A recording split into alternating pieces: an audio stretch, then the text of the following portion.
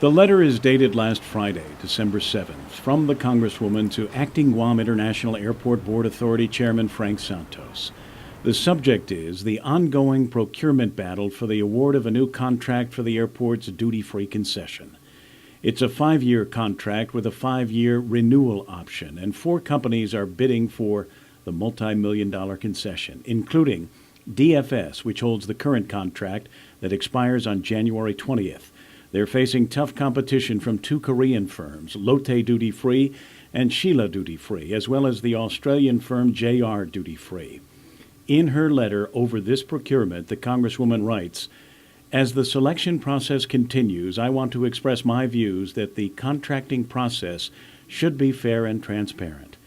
And it is critical that the process ensure a level playing field for all eligible bidders so that our community receives the maximum benefit from this contract." And Congresswoman Bordallo warns GIAA's process and decision-making may affect its standing in the community and its ability to obtain federal investments from the U.S. Department of Transportation if the process is deemed to be anything but fair and open, concluding with, "The financial stability and commitment to growth of our visitor industry may be impacted by this decision, and it is important to get this decision right the first time through a fair and level playing field." Do you have any concerns with regards to the openness or transparency of the selection process so far, to your knowledge? Yeah.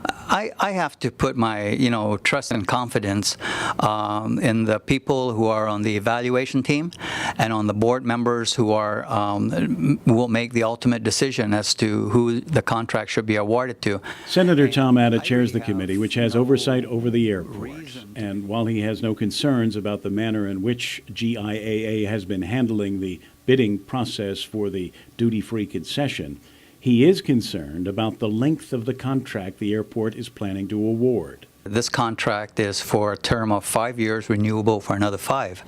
Now, with many of the other autonomous agencies that comes under the oversight of my committee, the Guam Power Authority, Guam Water Works, the Port Authority, our Enabling Act only allows them to enter up to 5 years contract. Anything beyond that needs to come down to the legislature for authorization. The Congresswoman's letter to the airport follows reports by PNC News that 2 GIAA board members, Linda Tolan and Frank Santos, met in September with Lotte officials in Seoul and received gift bags from the company, which they subsequently returned. Do you have any comment that you can share with us with reference to a story that we reported on about a month ago of 2 board members who received but then returned gifts from one of the bidders, Lotte in Korea?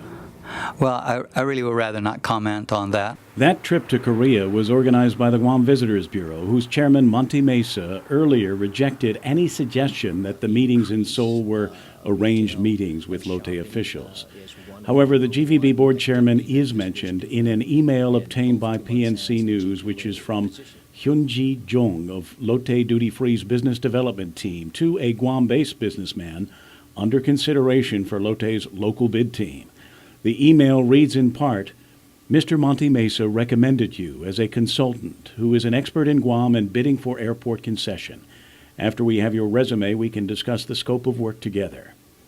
Mesa acknowledged to PNC News today that he had been contacted by Lotte to recommend local business people for their concession bid, and he did recommend some names to them.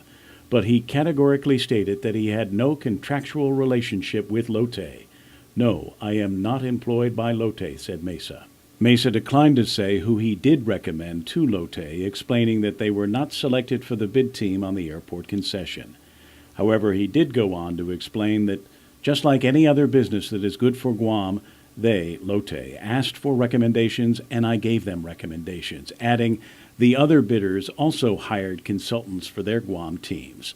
There is nothing wrong with people teaming up with different people who may have similar business objectives," said Mesa.